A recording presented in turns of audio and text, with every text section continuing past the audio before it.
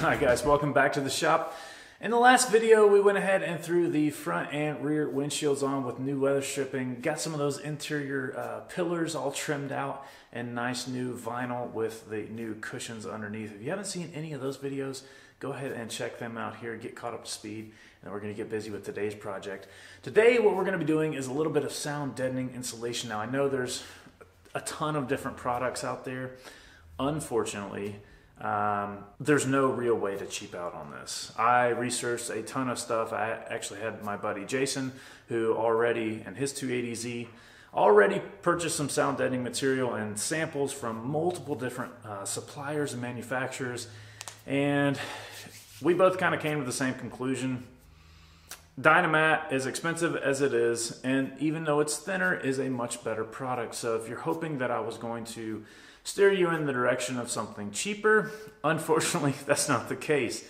You can put something cheaper in your own car if you want to. Just be aware that there's different materials, okay? So even though the thickness of the product may actually be thicker than that of Dynamat or Dynamat Extreme, it comes at a cost of using what I would consider substandard either adhesives or fillers within that product. Dynamat is a butyl-based, I believe.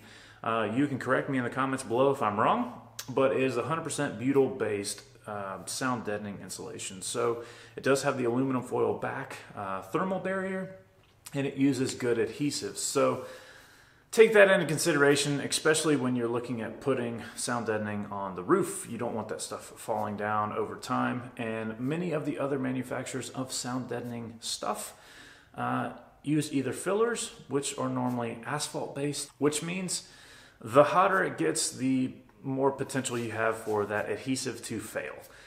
So that's something to pay attention to. If you want a 100% asphalt-based product, and I know there's crazy people who do that, but there's also crazy people who like do the Rust-Oleum paint jobs on their car. So if you want to know how to paint a car properly, even in your home garage, check out some of these videos up here where we only used 2K or two-part products. We painted this car behind me in this area over a 30-day challenge. There's tons of those videos if you want to see how we did that entire process. We stripped it all the way down to bare metal and brought it all the way back up to what you see behind me today. So there's a right way to do things, there's a wrong way to do things, and I'm not necessarily saying there's a right or wrong way to do sound deadening insulation, but there are better products out there. And while I like to save money everywhere I can, sound deadening for me is not a big enough difference to go with what I would consider a potentially substandard product or adhesive or substandard fillers that actually don't do a good job at sound deadening because of the way they're constructed or have the potential to fail over time. Now, I know I'm probably going to get killed in the comments below saying I use this and it's been fine for 5 or 10 years, and that may be fine. But to me, again, it's not worth saving $150 to have that may question mark. So I bought 2 Dynamat Extreme kits for this car, and I think that's going to be enough to do the entire inside.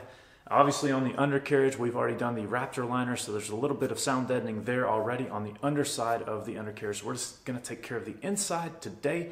But before we do that, we need to plug all the rubber holes. So we're going to be doing a bunch of weather stripping here in the future. I'll let you know what comes in the standard weather stripping kit, where to get it, and all that good stuff. But if you're looking for dots and parts, don't forget to check out where you can buy all the stuff you need for your car project on dotsandparts.com. That's dotsandparts with a Z.com. They have all the manufacturers, everybody who's a retailer for any kind of aftermarket Z-related stuff. They have in there one great little catalog or library that you can search for whatever part you're looking for, and it tells you who sells it, where you can buy it, and how much it is, if it's on sale, and all that good stuff. So check out Dots and Parts. Dotsandparts with a Z.com. They're a supporter of the channel, and I would appreciate you if you support them. It makes our lives a lot easier when it comes to finding stuff for these old things. Weather stripping. So there's a kit. We're going to do that in a later episode. I'll tell you what comes in it, what doesn't come in it, and there's a lot to be covered in that. So we're going to do a whole separate episode on that. Let me know in the comments below if you want to see that or what kind of details you want on that before we get started. The plugs and the floorboards, unfortunately, I was wanting to have like a great little catalog for you guys to let you know what comes and what you can put where, but every car every year is a little bit different. I have an aftermarket floor pan on the passenger side and the original floor pan on the driver's side. It didn't need to be replaced just yet, so we didn't do that. So there's a mix of the holes that you need to plug in the actual car. Best advice I can do is recommend you get a good set of calipers, or any set of calipers, or just any kind of measuring tool, and measure the holes that are in your floor that you plan on replacing before you cover it up with Dynamat. And then I'll go back around those and basically cut that Dynamat out of there so you can access that plug later on in the future if you have any water intrusion problems or spill something, which, you know, some people eat in their cars and stuff like that and drinks get spilled. So if you're one of those people, you want to get that water and moisture out of there as quick as possible, because that creates rust, and we know what happens when these things get wet. So, or even when they don't get wet, they'd still rust. So we don't want to do that again in the future. Enough rambling, let's go ahead and get installing this Dynamat, and it's entirely too nice outside to be working inside. So we're gonna open the doors, roll this thing outside, and get busy with this sound deadening installation product. If you're not a current subscriber, become one right now. Just go ahead and click that subscribe button, turn on your bell notifications. You'll get a little bitty message that pops up in your window every video that I post, and if you feel like watching it, go watch it.